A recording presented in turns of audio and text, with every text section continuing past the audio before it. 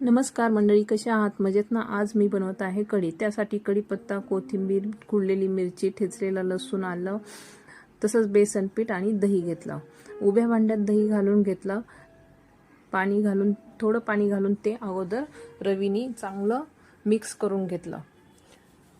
त्याच्यानंतर आपण अजून पाणी घालायचंय, त्याचं ताक बनवायचंय आणि त्यातच बेसन पीठ घालून मिक्स करून घ्यायचंय।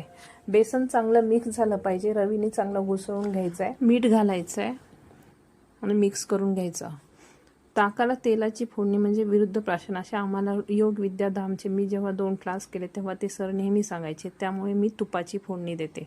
तर कढई घेतली, तूप तापवलं, त्यात मोहरी घातली, जिरं घातलं, तडतडू दिलं, ठेचलेला लसूण, आलं घातलं, कुटलेली मिरची घातली आणि चांगलं परतून घेतलं। इथं मी कढीपत्ता नंतर घातलाय, तो अगोदर घातला तर खूप तडतडतो, उडतो, त्यामुळे मी कढीपत्ता नंतर घातलाय। तसं पाव चमचा हळद घालायची, हिंग घालायचं आहे आणि चांगलं परतून घ्यायचं आहे। कढीला नेहमी फोडणी चांगली कडक बसली पाहिजे। गॅस थोडा हाय ठेवायचा आणि त्यात आपण मिक्स केलेलं ताक आणि बेसन घालायचं आहे। गरज वाटल्यास थोडंसं मीठ घालायचं, वरून कोथिंबीर घालायची, एकदा ढवळून घ्यायचं आणि कढी फक्त फुगेपर्यंतच उकळायची, त्याला उकळी येऊन द्यायची नाही, नाहीतर कढी फुटते। म्हणून एकदा कढी अशी वरती आली फुगून की गॅस बंद करायचा, आपली कढी तयार।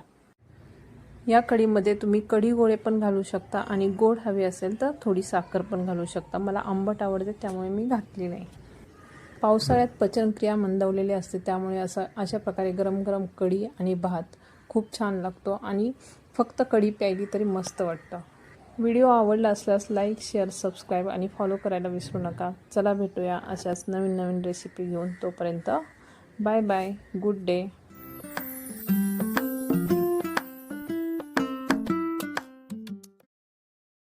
नमस्कार मंडळी, कशा आहात? मजेत ना? आज मी बनवत आहे कढी। त्यासाठी कढीपत्ता, कोथिंबीर, कुटलेली मिरची, ठेचलेला लसूण, आलं, तसंच बेसन पीठ आणि दही घेतलं।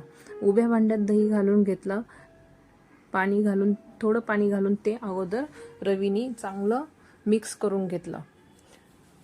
त्याच्यानंतर आपण अजून पाणी घालायचंय, त्याचं ताक बनवायचंय आणि त्यातच बेसन पीठ घालून मिक्स करून घ्यायचंय।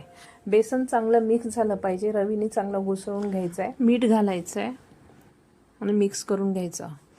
ताकाला तेलाची फोडणी म्हणजे विरुद्ध प्राशन असे आम्हाला योग विद्याधामचे मी जेव्हा 2 क्लास केले तेव्हा ते सर नेहमी सांगायचे, त्यामुळे मी तुपाची फोडणी देते। तर कढई घेतली, तूप तापवलं, त्यात मोहरी घातली, जिरं घातलं, तडतडू दिलं,